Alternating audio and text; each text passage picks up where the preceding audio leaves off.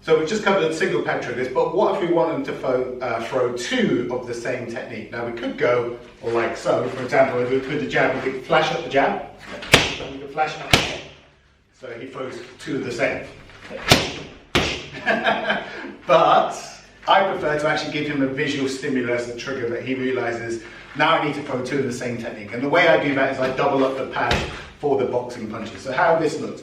If I'm going with the jab, I'll put up the jab pad, which is my left pad in an orthodox stance, and then I'll put the right pad in front of it, making sure that my elbow is kind of up protecting my face in case he's inaccurate with his second jab. So I've got a bit of a barrier here, which is good, but I don't hold it straight in front of my face, I hold it slightly over my left shoulder.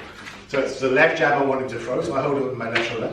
The normal pad goes up for the jab, I put this one here, and as soon as he hits the first one, I move it out of the way. So as soon as he hits the right pad, I move it down, to simulate the head snapping back or the person moving or defending slightly, so a change of distance, and I put the left pad up and to hit. So he double jabs, like so. So it's 1, 2. So if Tommy sees two pads in a boxing position for the jab like this, he should understand that that's a trigger for a double jab. Very simple. Same on the cross. So I put up the pad I want him to normally hit, which would be the right hand, and I put the left pad in front. It's easier to do it this way with the normal pad and the second pad than it is to do it this way.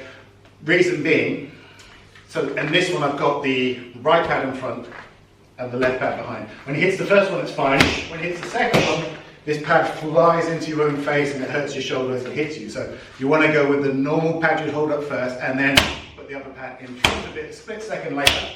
And then that works much better. I move the pad out of the way. That simulates the head snapping back 6 inches, and Tommy needs to step in again to get the range. Super simple. Next one, hooks. So this one might feel a bit awkward on your shoulder. I hold the normal lead hook, the left hook for an orthodox stance. I put the other pad in front of it. And this can feel a little bit awkward on your tight shoulders, especially if you do lots of grappling. So just a bit of stretching on the shoulders will help. Hook. And he goes with a double hook. Now on this you can stir the pot, what they call stirring the pot. So you hook, you bring your hand around in a semicircle and you hook again, 1, 2, like this. Or you can hook, reset the hip, and then hook again, which gives you more power. It's entirely up to you and your fighter. Take time, stay on the spot. So while they're learning this double hook, try not to include any footwork because it overwhelms beginners. Put them on the spot first, and then they can practice the mechanics of double hook, bring the hand back, bring the hand back. Good, and then you can add in little bits of footwork and changes of distance as well. So that's the double hook. The normal pad, and then the other pad goes on top, move it out of the way. Same on the other side. So we're going with a right hook now, so you're going to go hook. So 2 power right hooks, because sometimes alternating punches have more power generally because you're getting this good body mechanic, but sometimes you do want to throw 2 with the same hand, maybe because the person's not expecting it or there's a gap at an opening that you want to exploit. Excellent. Okay. Uppercuts next. So we do the same thing with the uppercut. The normal pad goes in and then the other pad joins it. We go left uppercut twice and we go right uppercut twice. Always moving the pad out of the way so that there's a change of distance, there's a change of target. Because that's what would happen. If he hit my head, it would snap up a little bit at least, and then you go again.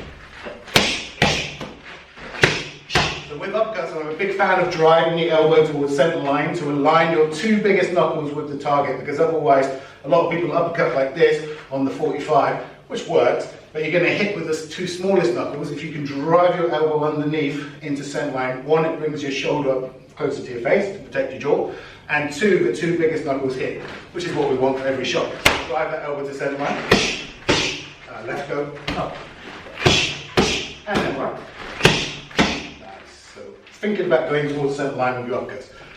So we have single pad triggers, pads to the chest means don't hit me. And we have double pad triggers. And then you can mix them up however you like.